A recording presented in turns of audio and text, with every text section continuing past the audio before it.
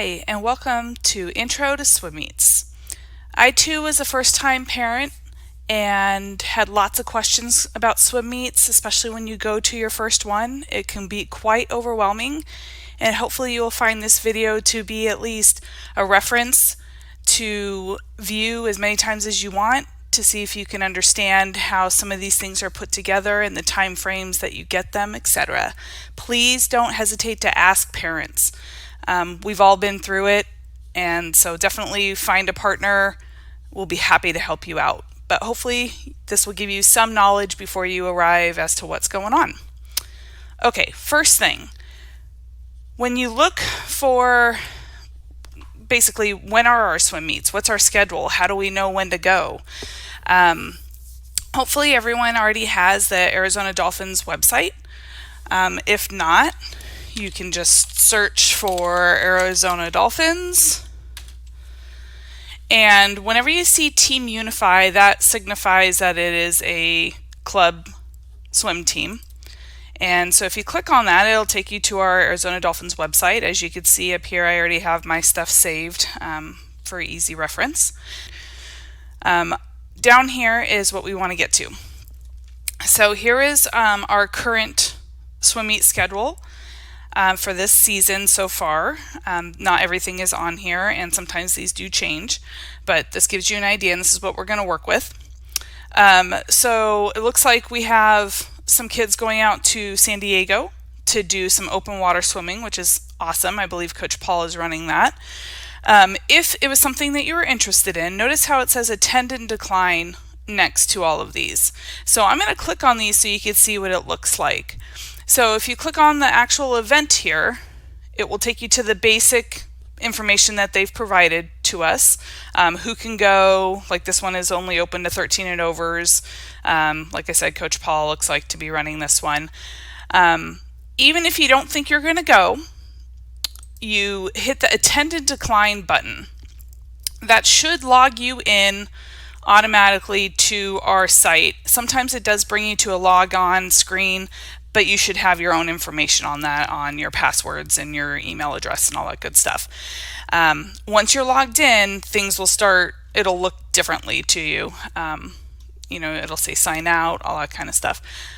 Before I get too further ahead, On Deck is a fantastic app that you will want to have on your phone.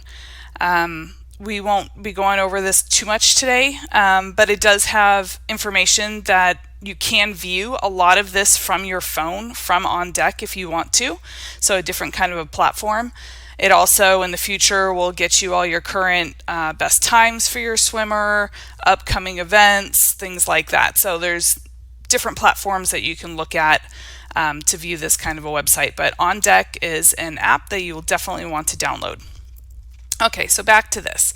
So for us, for our family, we are not going to be attending this. And so originally this says attend or decline.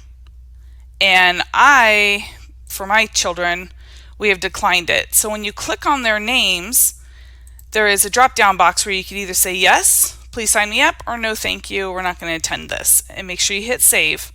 So for my two kids, you can see that they both have declined. So again, to get in there is I just selected on the actual event, and then after I signed in, you click on each kid, and then you could say that you're going to come or you're declining to go. So, and you do need to do that even if you're declining. It's important to the coaches that they know that everyone's been looking at the schedule. Okay, so here is our list of meets coming up. We have two major seasons. One season is called short course, meaning the short distance of the pool across, 25 yards.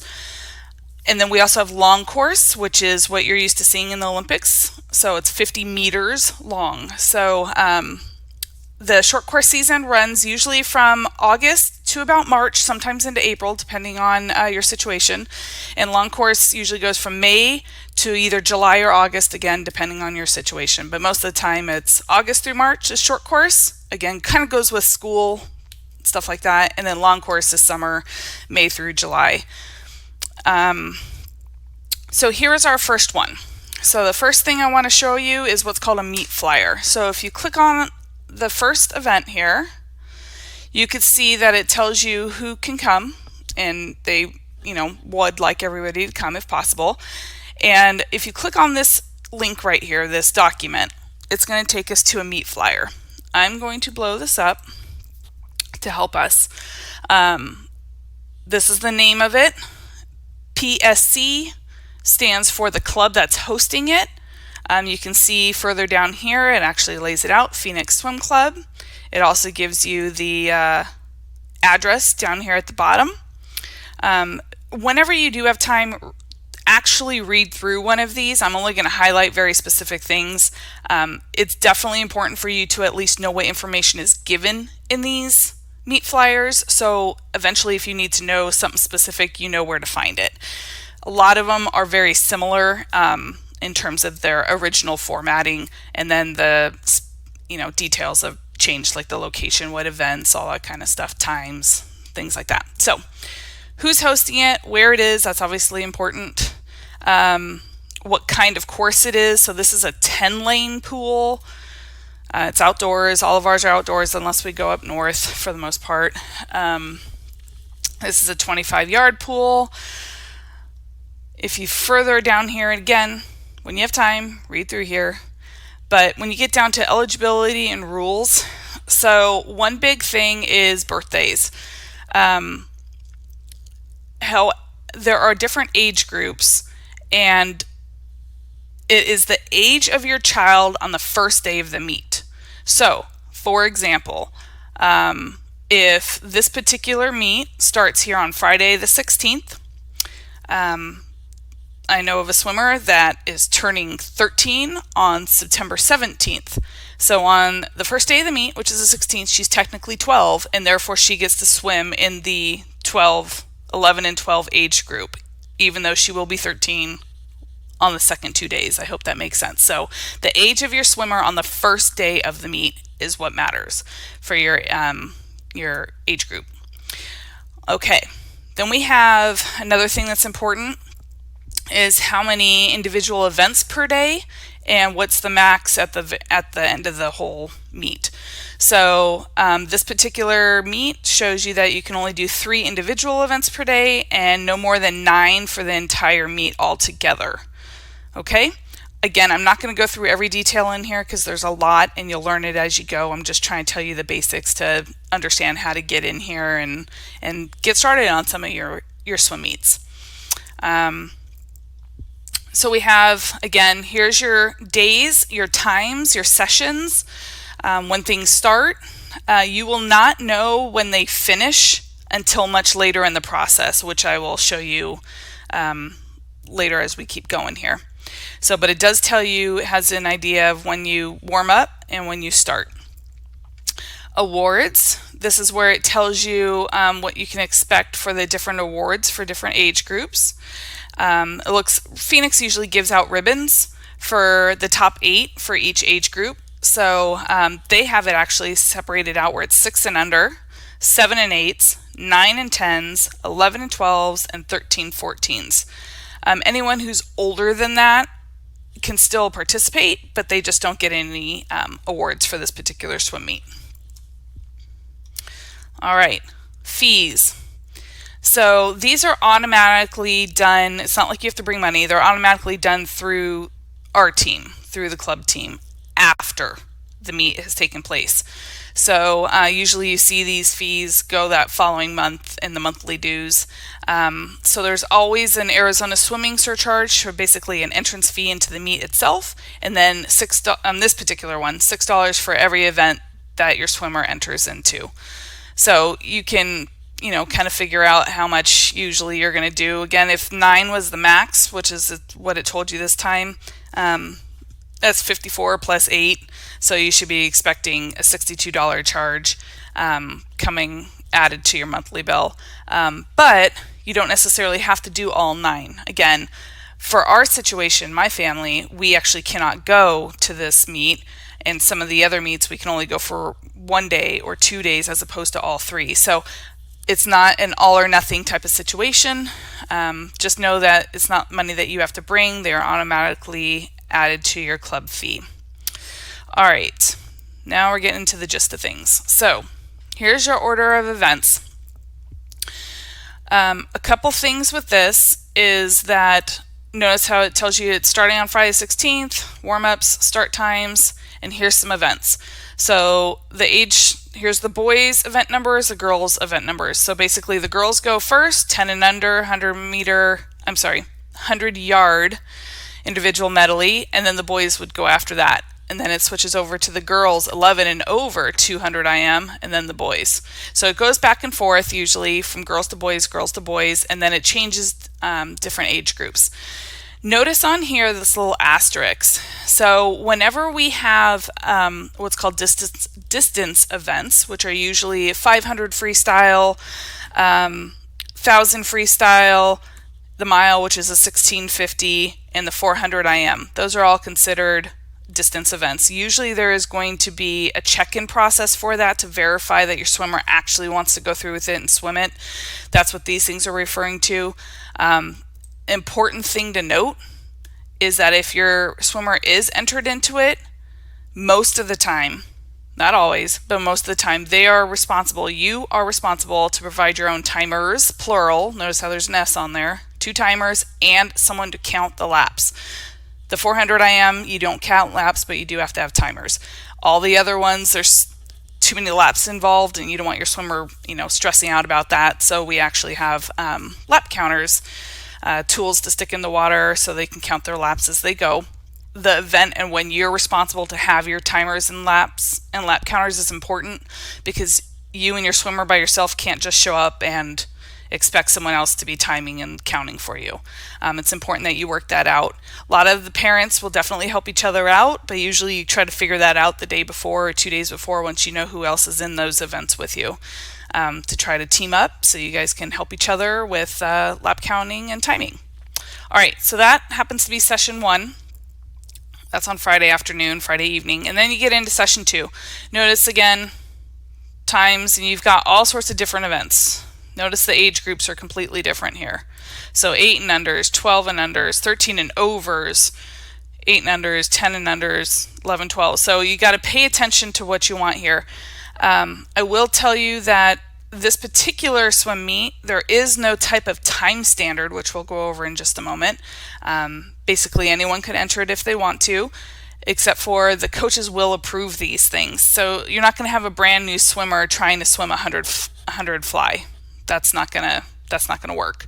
So usually if you're brand new to the situation, depending on your age, you're usually going to be doing with 50s, or even if you're younger than that, the 25s, just to make sure you understand how to do the stroke. Again, the coaches will go over that part and make sure that you guys are in the correct events, but just understanding what events are listed and the order that they come in is important. All right, so that is the basics on a meet flyer. Notice on this one, it does not talk about time standards at all. So right here, it says this is a no time standard meet. What that means is you do not have to have a qualification time in order to compete. So you're allowed to do this as your first time meet, that kind of stuff.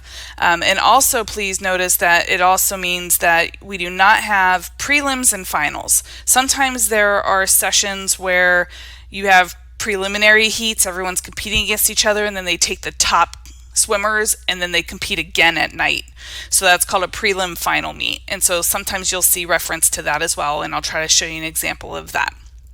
Let me show you about time standards, where those come from, how to find that. So if, again, go to trusty Google here. Oops. And for me, it's easiest to go to arizonaswimming.org, and up here in meet information, if you go to time standards,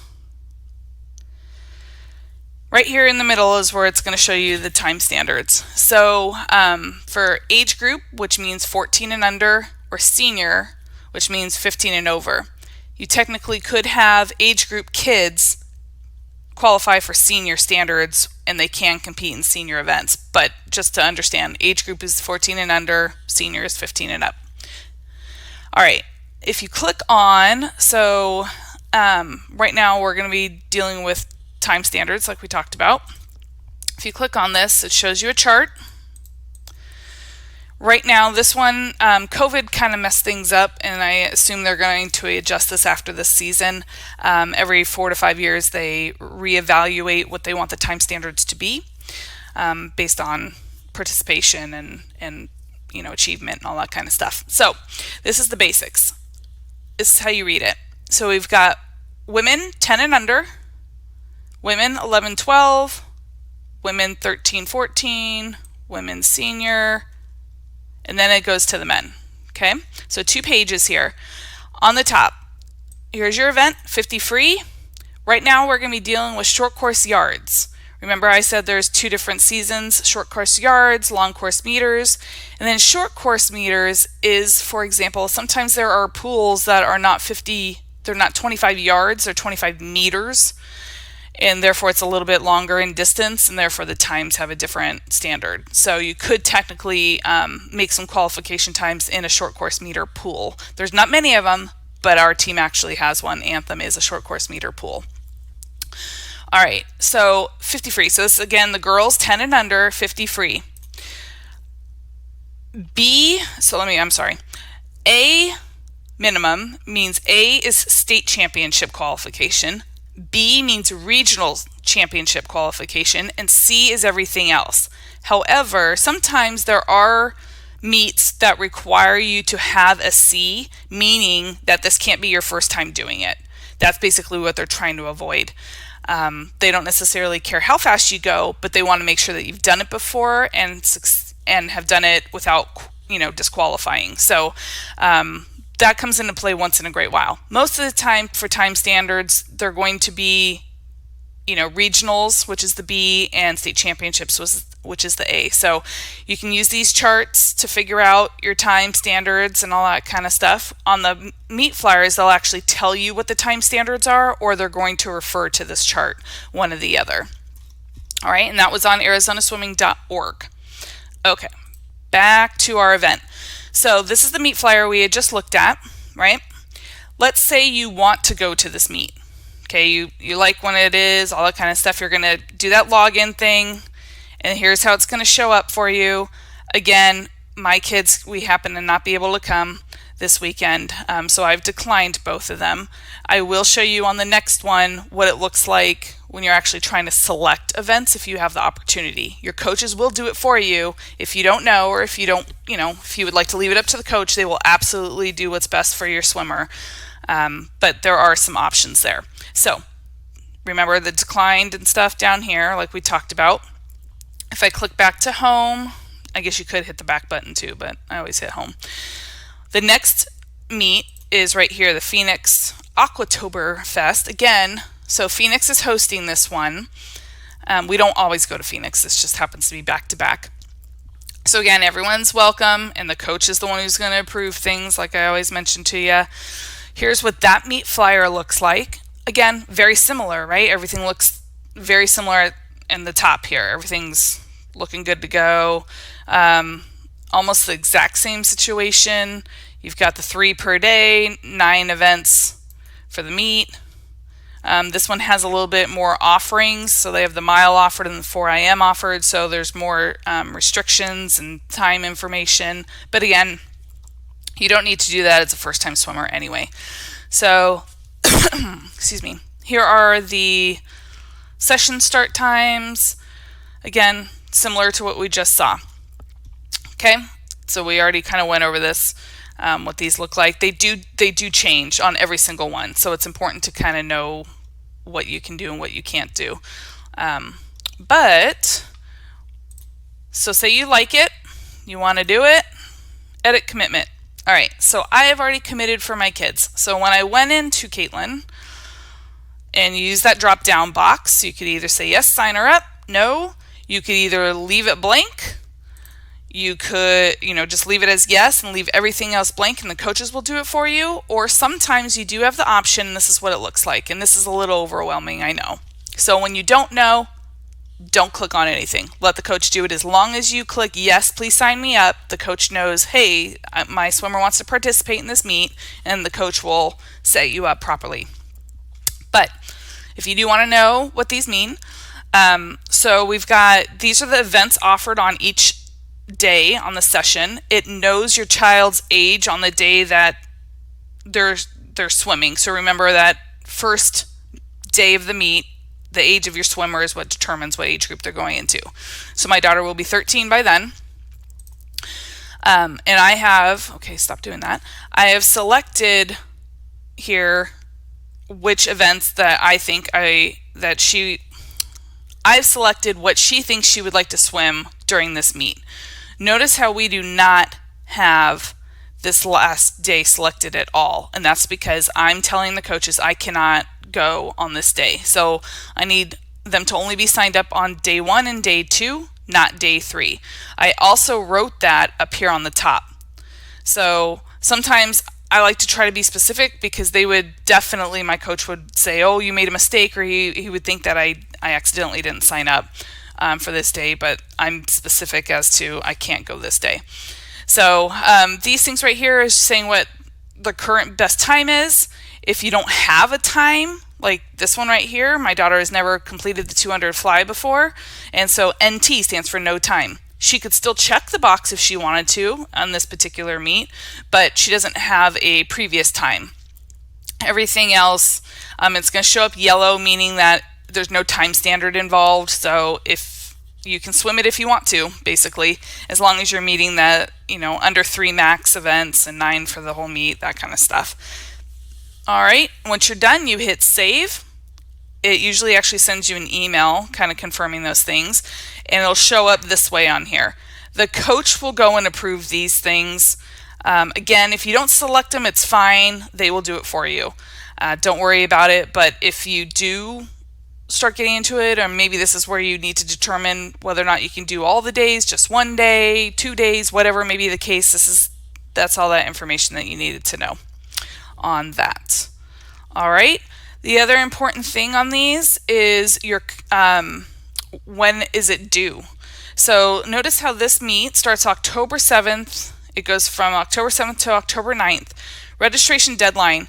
This is when our team needs you to tell them whether or not you're going or not. So you have till September 26th in order to commit or decline. So afterwards, they're not going to let you do this. They've got to know the numbers so they can turn it over to the other team and they can start making the next part of the process, which we're going to go over. So again, these registration deadlines are very important. There are reminder emails that come out automatically from the system. So you do see those often, but just knowing that they're there is very important. So again, the first meet, your registration deadline is coming up September 5th. So if you want to go to the first meet on September 16th through the 18th, again, you don't have to go all 3 days, but whenever you want to go. But the 5th is the last day you can commit to the team saying you would like to go. Okay, now that you have committed to a meet, what happens next? So the week of the swim meet, usually on Monday or Tuesday, something like that, the coaches will email the team what's called a meet entry report, this is an example of one. This particular one is a qualification meet, so this one happens to be state championships. But just to give you an example of one that was sent out, you can also find these usually on the website under that event where we found the meet flyer link. Same situation. They're going to have different links to other files and whatnot, but just showing you an example of a meet entry report. And what this information is, it tells you your swimmer, how old they are on the first day of the meet, their events, all that kind of stuff, and this is what their entry time is. So again, this particular one was a qualification one. Notice how these say L and this says Y. L meaning long course meters, Y meaning short course yards.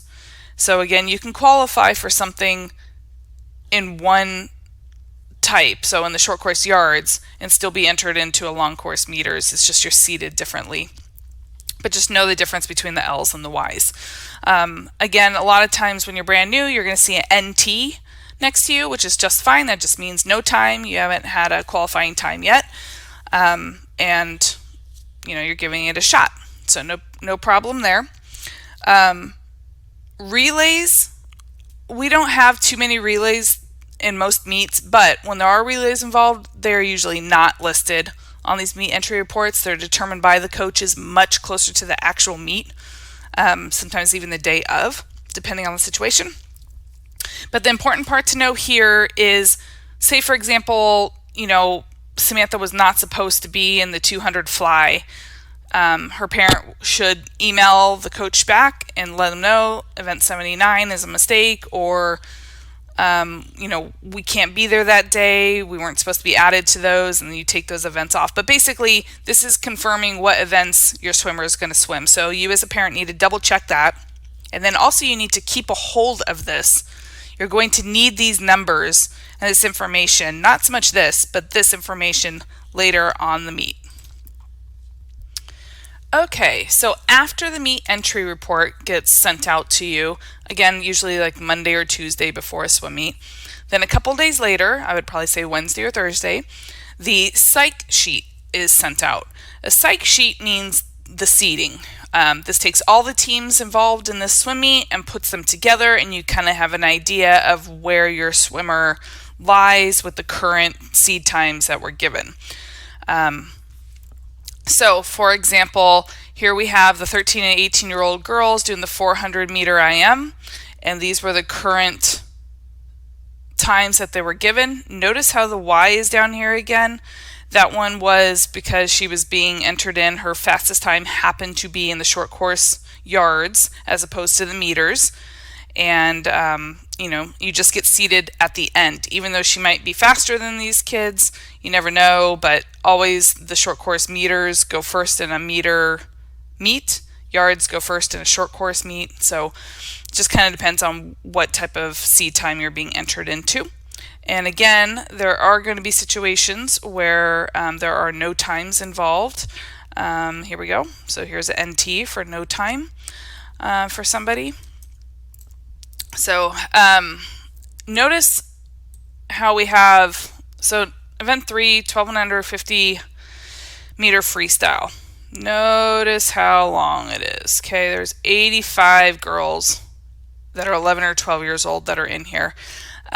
You cannot, some of this stuff moves around by the time you actually go to a meet, so you cannot bank on this for solid information, but again, it just gives you an idea, especially because sometimes, like this, a distance event.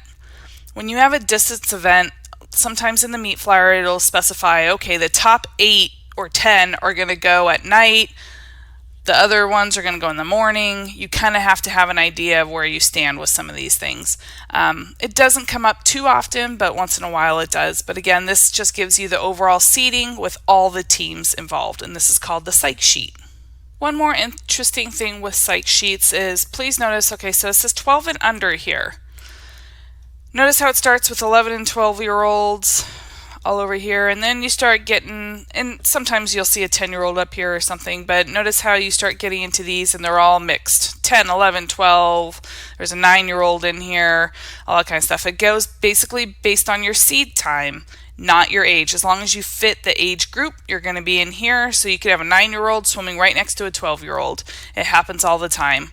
The thing that's different is the awards. Remember how we mentioned the awards categories? It had them grouped by ages, so 9, 10, 11, 12, that kind of stuff. So even though you might be swimming next to a 12-year-old, you're competing against yourself, always trying to get your best time, but the awards are given based on your age group, not necessarily which heat you came in and who you were competing against next to in a heat. Okay, along with the psych sheet, again, that's usually emailed about 2 days before the meet starts, roughly, sometimes the day before. Along with the psych sheet also comes what's called the timeline. These are very estimated times. I can't clarify that enough. So for example, this one was the regionals, and so it started on Friday, gave you your start time. You don't need to worry about the intervals or anything like that. So you're just looking at the times and the day it starts. Here's your first event, 13, 18, 400 IM. There's 8 entries, which means there's only one heat of them. It starts right at 4 p.m. They can guesstimate based on what these swimmers swim, how long it's going to take them to get through things. And then they always build in extra time for, changing over the blocks or timing or whatever may be the case. So they build it in. So this is an estimate. So according to this one, and this one is finals. So please notice that this says timed finals. So this means it's a one-time shot. There's no prelims, finals situation. Just one time you swim it. Whoever wins, wins. We've got starts at 4 o'clock, and down here the estimated time is it finishes at 6:08 p.m. On occasion, you're going to be running late. You're either going to be running late because the volunteers have not shown up to time, equipment issues, or weather. Usually those are the things that will trigger it. I would probably say 80% of the time, it's usually because the volunteers have not shown up to do their timing duties. So hopefully if you guys do sign up for timing in the future, when we host a meet, please be on time. It does help the meet go along smoothly. The other thing to keep in mind with these is it tells you, for example, remember how we looked and there was like 85 girls in that one 12 and under 50 freestyle? Well, here's your 85 entries. That's 11 heats. So it's supposed to roughly start around 4:14 and go to roughly about 4:27.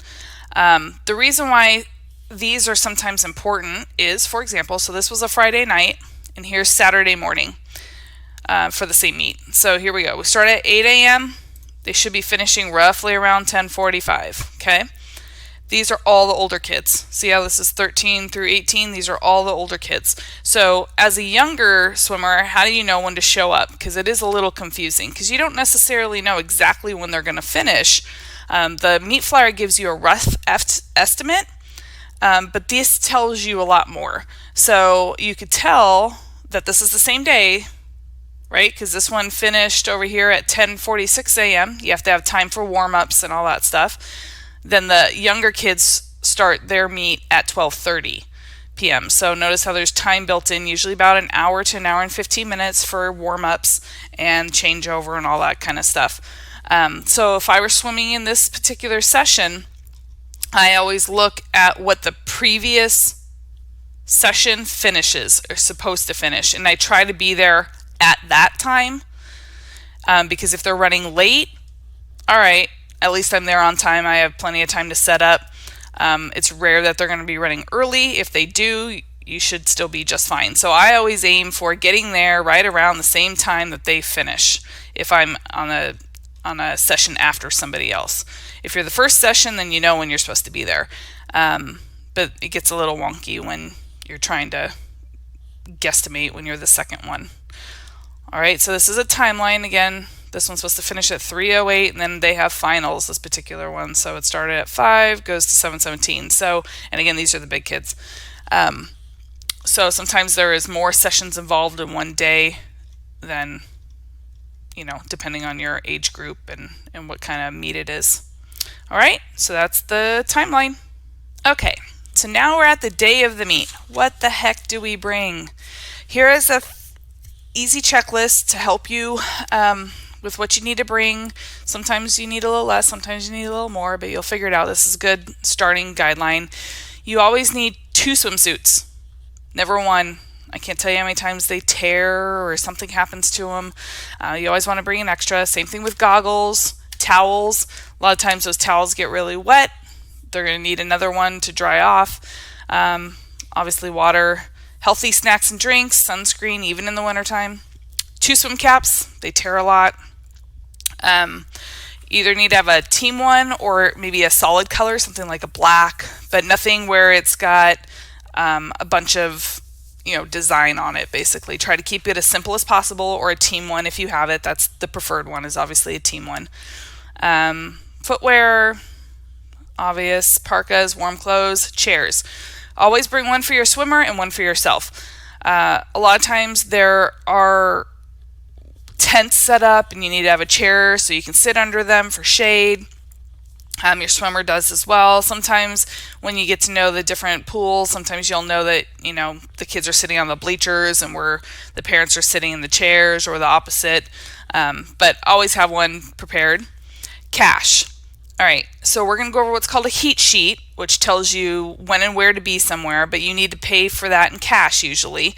There's also usually a snack bar, but heat sheets usually run between $5 and $10, so definitely have cash on you. This is important. Pens, you need to have a highlighter, a regular writing pen, and a Sharpie. We'll go over that why later.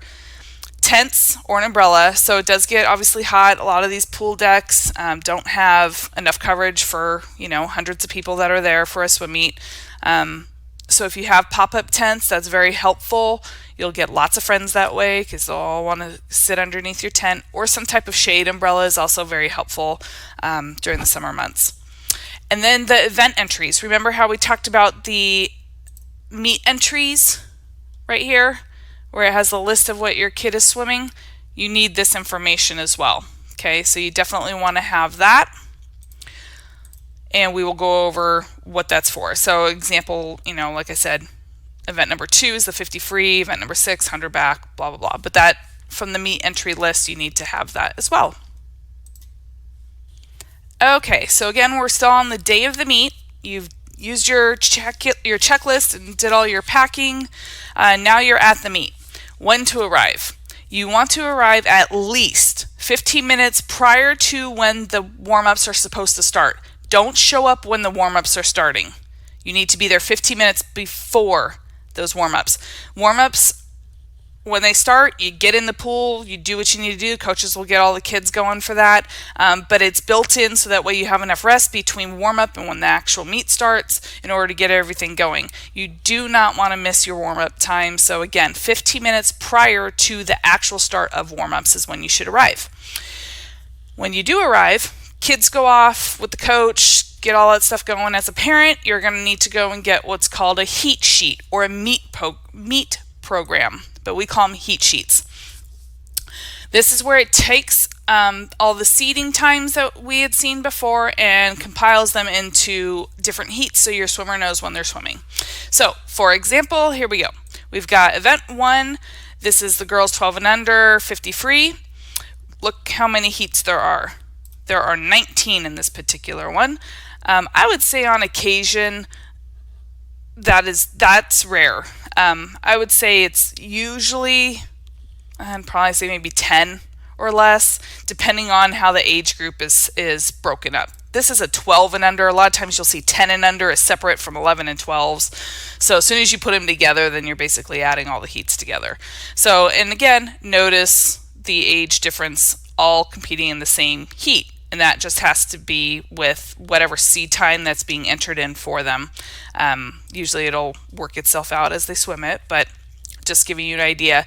So the way the heats work is, most of the time, it is slowest to fastest. So the slowest seed times are going to be first, and the fastest seed times, here's your 19 of 19, your fastest kids, okay? According to what their seeds were entered in. Notice then we've got within each heat, so each individual heat, whoever's the fastest out of that heat goes in the center lane. So in this particular situation, because there's 8 lanes, number 4 is the fastest, and then the 2 girls that are flanking her are the next 2 fastest, and then the next 2 fastest, and then the next 2 fastest. So it'll usually ends up kind of looking like a triangle or a bird, and that's just to give the fastest swimmer, the one that's earned the fastest swimmer seed time, a little bit of an edge. You want to have open water and no waves coming at you when you're swimming as much as possible, so they have clean water in front of them. So if you're the fastest in your heat, you're usually in the center lanes. So when you do these, when you have a heat sheet, you're going to want to use your event list that you had, your event entries list, and then you're going to want to highlight them. So again, this is all paper. So this is not on a computer. You're not getting a digital file of this. This is just literally paper. So if Gabri was my child, everywhere where I'm going to look at all the event numbers that she's in, find her in her heats, and I'm going to highlight them. Okay, and we're going to take special note of some of these numbers here in just a second. So this particular one, she is in event 1, right? We see event 1 up here. She is in heat 8 and she is in lane 5. Okay? Event 1, heat 8, lane 5. And this is the 50 freestyle. So we're going to use all of that information for the whole meet, specifically day by day, and I'm going to show you what to do with that. Okay, so here's an example of what you're going to do with that information from a heat sheet. So this particular one was, my son was swimming and he was in event 35, heat 5, lane 2, EHL. Event 35, heat 5, lane 2, S for stroke, 50 back. So that way when he is looking for when he needs to swim, he could follow along and know, especially when he's up there behind the blocks, as that gets pretty overwhelming, especially for younger kids. They can mark it on their arm and they could look at their arm, or even sometimes the timers are going to look at the kids' arms to try to help them out as to where they're supposed to be. So this really does help your swimmer and the timers up there to try to help guide them as to where they need to be. But so this is where your entries list is important. And then you get the heat and the lane information from the actual heat sheet that you've used your highlighter, and this is where the Sharpie comes into play. Alcohol wipes afterwards gets it off, usually takes about a day. The kids actually think it's kind of cool because the next day they go to school or whatever, and this is their badge of honor that they competed in a swim meet that weekend, because all swimmers kind of know they have these things written on them. So again, event, heat, lane, stroke. And I do it day by day. Don't do the whole meet, do day by day, and then after one day you put a line through it so that way they don't look at the wrong day. So I always switch arms back to forth so that way they're never next to each other. They tend to get confused that way, so usually back and forth on each arm. And if it's a 3-day meet, by the 3rd day, the first day is going to be very faint, so you can go next to it and it's not a problem. Okay. Now the coaches will go over this with you, but just to go over a couple information, the swimmers usually sit with the team, but they can definitely move around. The swimmers check in with the coaches before and after each of their events. Before, so they can get some tips. After, to get some goods and bads, right? You want some coaching elements in there. The swimmers are the ones responsible for being behind the blocks. The coaches are not lining them up. It is important that the swimmers know when to be behind the blocks. They need to be roughly between 4 to 5 heats ahead of their race. So as you get going, when you see other teammates around you, they tend to go up in groups, so that way it helps everybody. But it's important that they're not running up there one heat before their race. They have to be up there and on time. So usually 4 to 5 heats ahead of time is the best idea. And you can kind of gear it from there. Parents, they tend to sit with all the other parents near the team tents. So we let the kids do their bonding. We want them to have accessibility to the coaches when the coaches are coming over looking for them or whatnot. Parents tend to kind of be around to keep an eye on them, make sure they're going when they need to be, eating when they need to be, drinking water, all that kind of stuff. But it's definitely important for the bonding experience that the kids are together and the parents are together. This is a results sheet. So results are found a couple different ways. I would say primarily most of us use an app, which I'll go over here in a second, or at least I'll show you what it is. But this is the paper version of the results. Results sometimes are printed out and taped up to a wall somewhere on the pool deck area. Other times we can find it on a website in a digital form, but just to let you know what this looks like. Excuse me. So this happens to be 8 and under championships, and I'm showing you this one on purpose because it's very important to know, especially the younger kids, that everyone's going to disqualify at least once in their life here, and it happens often, even to the big kids, even to Olympians. It happens all the time. Please make sure you let your swimmers know that it's okay. It's all a learning experience. It happens all the time, especially again when they're young. So you can see there's a lot of DQs on this sheet. So it's because these are the youngest kids, right? 8 and unders. DQ stands for disqualifying, and there's lots of different reasons for that, which your coach things we'll go over with you, but I just want to show you how to read a results sheet, and that is here, disqualifications. Other than that, it's going to tell you, what your team is, what their times were, what place they came in, all that kind of good stuff. So it definitely, gives you a lot of different information in here, but you get the gist of it. The other results sheet I wanted to show you is one that's not the 8 and unders. So this is a prelims finals type of a result sheet. That's why there's all these different lines up here. So sometimes they list different standards that people are trying to reach. Those time standards that we talked about. But basically it's telling you, so here's our 15 and over freestyles. The prelims, so these were the top 8 finishers. QA, qualifying, they all have A times. As we keep going, they'll grip them up. So it looks like on this particular one, it looks like for the 15 and overs, they were taking 3 different sets of 8s for the finals. So A final, B final, C final. These 2 that are listed down here are the alternates. So in case someone from this particular heat doesn't arrive on time, they don't show up, whatever, the next kid can come in and swim, which is awesome. Those are always fun to see the alternates go in. When you're looking at the actual final results, a lot of times they're listed like this. So these are the kids that swam in the A final. These are the kids that swam in the B final. Please note that, see number 9 here, she actually swam faster than 7 and 8, but that doesn't matter. It's all about the prelims in order for you to get into an A final or a B final.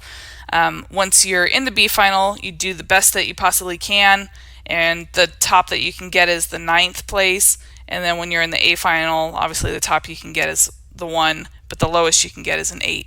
So I hope that makes sense to you on that one. But this is what a prelims finals results page looks like.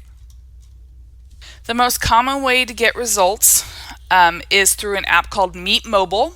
This is basically kind of what it looks like. It is an annual fee. It's very much worth it. It gives you almost instant results. We will have a different session on Meet Mobile because that by itself is a whole nother learning process. Just knowing that you have it, and then as you get to your swim meet, other parents can show you how to use it. This is just what a screen looked like for me with all the current ones that I had been looking at lately for all the different meets that we had gone to soon.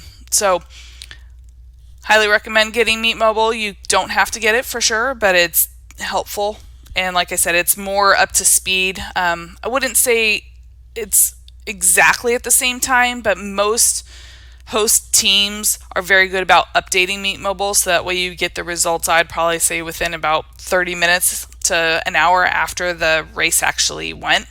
So that way you can see what those final results are for your swimmer, to see what times they got or what place they did, or if they beat their own best time, which is your ultimate goal anyway. Last thing is when it's okay to leave. So when it's okay to leave is after your last event and after you've checked in with your coach. You do not have to wait to the last event of the meet in order to leave. You go after your last event. But again, always check in with your coach before and after your events, and that way they know, I'm heading out, coach, that was my last event, and they know that you're heading out for the day, which is completely fine. All right. That's about it.